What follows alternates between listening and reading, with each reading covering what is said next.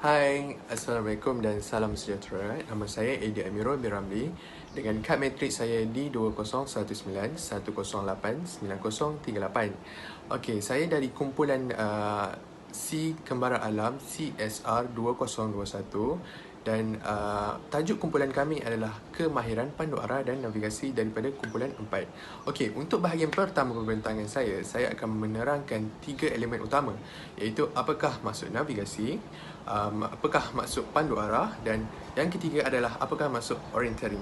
Okey. Hai semua, apakah itu navigasi, pandu arah dan orienteering? Navigasi atau pandu arah ialah bidang pengajaran yang memberi tumpuan kepada proses pemantauan dan pengendalian pergerakan kraf atau kenderaan dari satu tempat ke tempat yang lain. Bidang navigasi termasuk 4 kategori umum, iaitu navigasi darat, navigasi marin, navigasi aeronautik dan navigasi angkasa. Navigasi dalam erti yang lebih luas boleh merujuk kepada kemahiran atau kajian yang melibatkan penentuan kedudukan dan arah. Orienteering ialah pengetahuan berkaitan dengan teknik pergerakan dari satu tempat ke tempat yang lain dengan menggunakan kemahiran membaca peta dan kompas. Selain kompas dan peta, kita juga boleh menggunakan panduan angin untuk menentukan arah.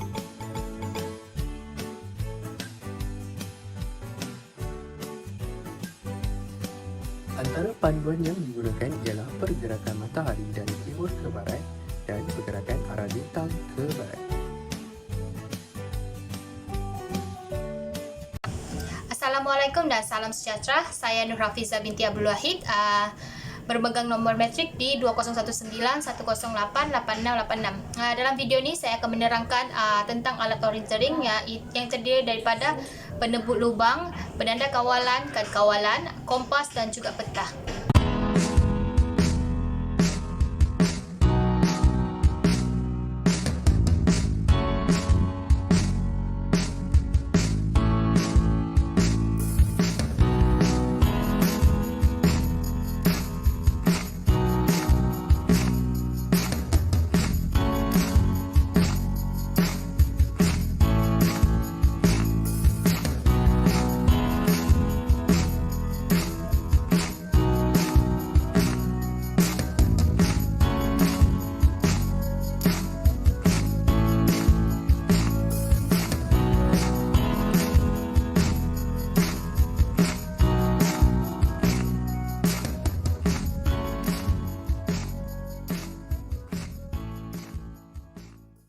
Hai, nama saya adalah Wan Nomaisara binti Mia Hamzah dan matrik nombor saya adalah D201910888750. Dan saya akan menerangkan tentang maksud dan jenis-jenis kompas.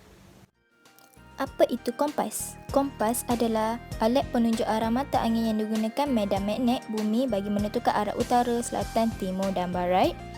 Alat yang menentukan arah mata angin yang mempunyai jarum magnetik yang bergerak bebas dan menunjukkan arah utara. Jenis-jenis kompas.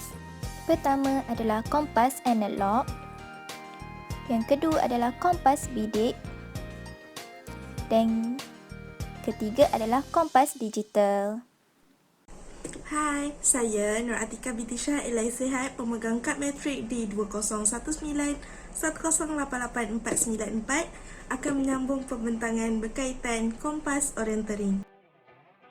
Kompas merupakan alat kedua terpenting semasa aktiviti orienteering. Ianya digunakan sebagai penentu arah. Kompas orienteering terdapat dalam pelbagai bentuk, antaranya base plate kompas, thumb kompas dan clip kompas. Ianya direka cipta agar lebih mudah dan praktikal. Kompas orienteering jenis base plate ini terdiri daripada jarum magnetik, garisan melaras, arah pergerakan, perumah kompas dan tapak luksina. Kegunaan kompas orienteering ialah menentukan kedudukan sesuatu tempat, mengukur bearing di atas peta, mencari arah sesuatu objek dan menentukan kedudukan peta. Hai, Saya Nur Farahida Harahap binti Ridwan bernombor matrik D2011108845. Jadi dalam video ini, anda akan mempelajari berkaitan dengan peta, teknik-teknik membaca peta dan juga kandungan peta orientering. Jom! Peta. Peta berasal daripada perkataan Latin iaitu mapa yang bermaksud kain alas. Peta juga merupakan lukisan bagi gambaran bentuk muka bumi bagi sesebuah kawasan yang dilihat dari udara. Warna, simbol dan label digunakan untuk menunjukkan ciri-ciri yang terdapat di atas permukaan bumi. Terdapat banyak jenis peta, antaranya peta topografi, peta panduan jalan raya, peta atlas dan juga peta orientering. Teknik-teknik membaca peta. Kenal pasti warna-warna dalam peta. Contohnya, warna biru menunjukkan kawasan perairan, manakala warna hijau menunjukkan ciri-ciri tumbuh-tumbuhan. Seterusnya, kenal pasti skala. Skala menunjukkan nisbah jarak di dalam peta dan juga jarak sebenar. Terdapat rumus yang boleh digunakan untuk mendapatkan jarak sebenar. Seterusnya, memahami legenda peta. Legenda peta merupakan simbol-simbol yang terdapat di dalam peta. Ini dapat memudahkan peserta untuk mencari sesuatu kawasan atau tempat. Seterusnya, mengenal pasti kontur. Kontur menunjukkan paras ketinggian sesuatu kawasan. Semakin rapat sela kontur, semakin curam kawasan tersebut. Seterusnya, kita juga perlu mengenal pasti landasan ataupun orientering course. Landasan merupakan petunjuk arah perjalanan peserta dari titik kawalan yang pertama dan seterusnya sehinggalah ke titik kawalan yang terakhir. Mengorientasi peta. Arah utara peta akan menghala ke utara sebenar. Apabila kita mengarahkan peta dan mengetahui kedudukan kita di dalam peta, kita dapat melihat ke arah tertentu dan dapat menemui landmark di dalam peta. Yang terakhir, tambing. Tambing merupakan satu teknik yang menggunakan ibu jari sebagai penanda tempat ketika kali terakhir melihat peta. Ini dapat mengekalkan peserta sentiasa dalam laluan trek. Kandungan peta orientering. Pertama, tajuk atau nama tempat. Kedua, tanda utara. Ketiga, skala. Keempat, selah kontur. Kelima, perlulah ada legenda. Keenam, terdapat juga garisan-garisan melaras utara selatan. Dan yang terakhir, kredit. Nama saya Emilia binti Nordin, memegang kad matriks D2011089039. Hari ini saya akan menyampaikan tentang warna-warna dalam peta.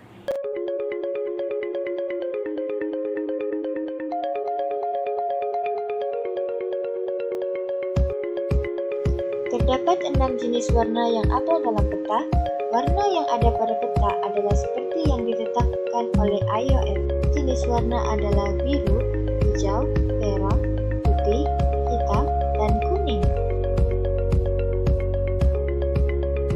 Fungsi warna yang pertama hitam, ciri buatan manusia, merah, kontur dan jalan raya, biru, ciri-ciri air, manakala putih, hijau, dan kuning melambangkan tumbuhan. Saya Ainur Kristina binti Azman, pemegang kad pelajar bernombor D201910889492.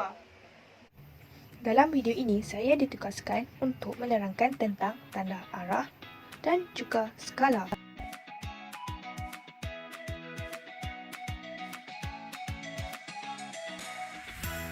Skala pada peta menunjukkan angka perbandingan antara jarak pada peta dengan jarak sebenarnya di atas permukaan bumi. Contoh skala yang biasa digunakan di atas peta ialah 1/5000, 1/10,000 dan juga 1/15,000. Skala peta yang lebih besar akan menunjukkan bilangan objek yang lebih besar dengan butiran yang lebih tepat. Contoh ukuran skala di atas peta dengan bentuk muka bumi. Bagi peta berskala 1/10,000 menunjukkan 1 cm di atas peta adalah bersamaan dengan 100 meter di atas tanah. Kemudian, jika jarak di antara titik kawalan adalah 2.5 cm di atas peta adalah bersamaan dengan 250 meter di atas tanah. Berikut adalah contoh paparan skala di atas peta.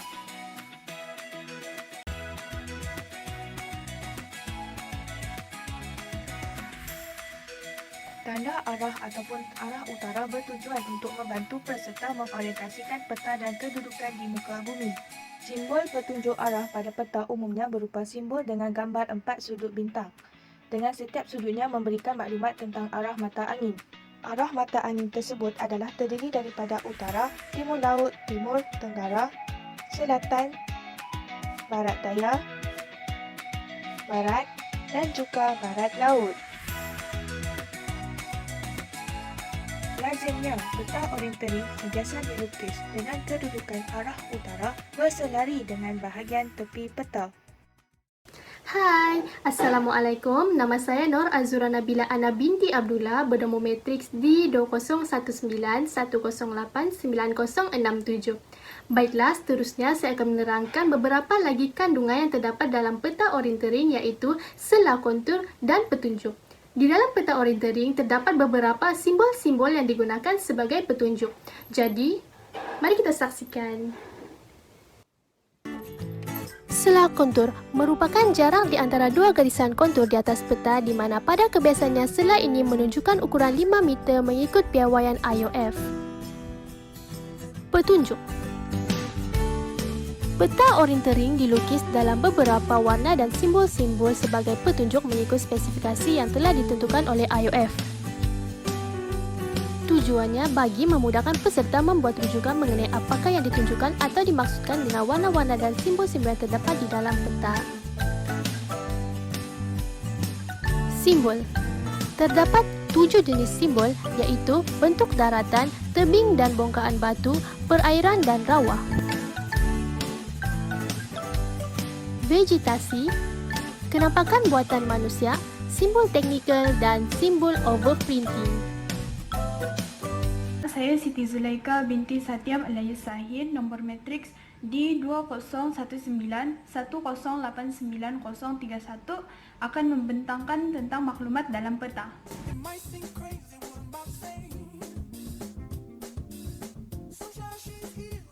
Maklumat dalam peta terbahagi kepada dua. Yang pertama, maklumat bingkai.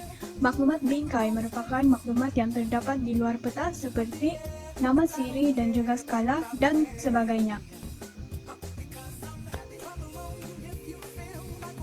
Yang kedua ialah maklumat gambar peta. Maklumat gambar peta merupakan maklumat yang menerangkan gambaran sebenar muka bumi. Dalam aktiviti pandu arah, pentafsiran garis kontur penting untuk diketahui kerana ia menggambarkan keadaan rupa bumi suatu kawasan sama ada berbukit, bermatang, lurah, tanah rata ataupun sungai. Selanjutnya ialah garisan grid. Garisan grid merupakan garisan yang menunjukkan kedudukan sesuatu di atas peta.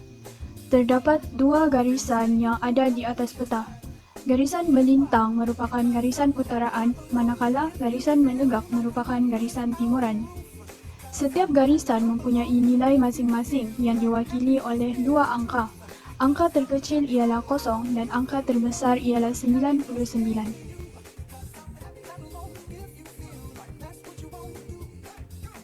Titik-titik utara juga merupakan maklumat yang penting untuk diketahui. Arah utara di dalam peta merupakan arah magnetik utara yang ditunjuki oleh kompas.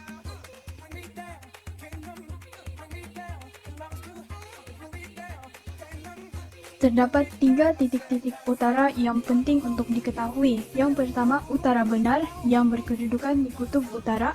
Yang kedua, utara magnetik ditunjuki oleh kompas magnetik. Dan yang ketiga, utara grid. Hai, Assalamualaikum dan salam sejahtera. Nama saya Masyuri binti Jeffrin. Saya memegang kad matriks bernombor D2019108907. Pada hari ini saya akan menerangkan tentang bentuk muka bumi dan cara menentukan kedudukan peta menggunakan kompas. Bentuk muka bumi. Bentuk muka bumi yang pertama ialah susuh bukit, yaitu sejalur tanah yang menganjur keluar.